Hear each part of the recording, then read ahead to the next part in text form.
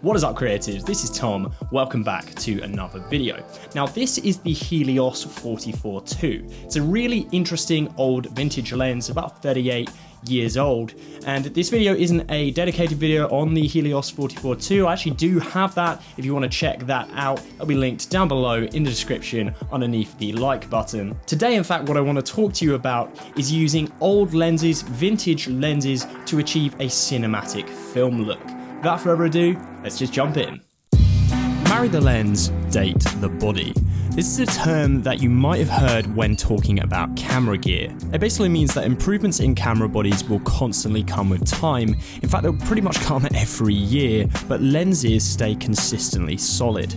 Take Canon's 70-200 L series zoom lens. This has been an absolute staple for photographers for years, pretty much since the 90s, obviously with a few improvements over the years, but it goes a long way to say that these lenses stand the test of time far better than camera bodies. Lenses play a massive part in creating the final image, and more modern lenses have a much crisper digital look to them, which is obviously incredibly useful for a variety of projects.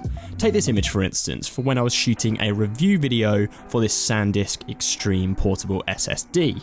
The final image is crisp, sharp, and the colours are great, though it's not necessarily what I would describe as a cinematic image. Cinematic video is a bit of an overused term online, but personally what I think this means is a slightly softer, more stylized look. So now if we take a look at this shot on this same camera on the same night just before sunset, the image isn't quite as crisp or as sharp, but it is definitely softer and probably has a little bit more character to it. This was shot using the Helios 44-2, just one example of a vintage lens that can be adapted up to a lens mount more commonly used on modern camera bodies. This isn't the most expensive lens in the world, and there's certainly a whole host of better vintage lenses, but it does do a good job to illustrate what I mean by the stark difference in picture style by shooting with a lens like this.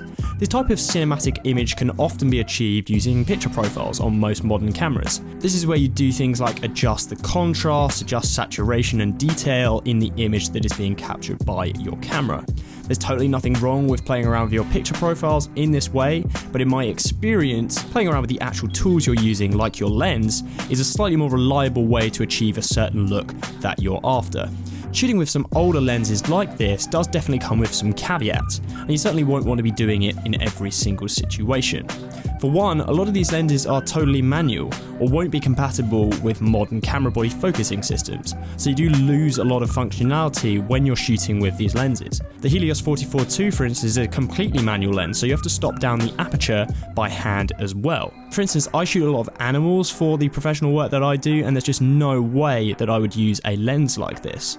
Now, unfortunately, I personally don't have a massive collection of vintage lenses that I can compare the picture from, and this video is kind of illustrative to give you examples of what different looks you can get with a completely different choice of lens. If you're looking for further examples, I would thoroughly recommend you check out Mark Holtz here on YouTube. This will be linked down below, who just does a great job sharing different vintage lenses and the ones that are worth a look for more modern video production. Hopefully you guys have found this one useful. If you've been looking at mixing up your photography or video, picking up an affordable vintage lens is a really great way to do this. Give me a shout if you have any questions or comments down below, and I'll catch you next time.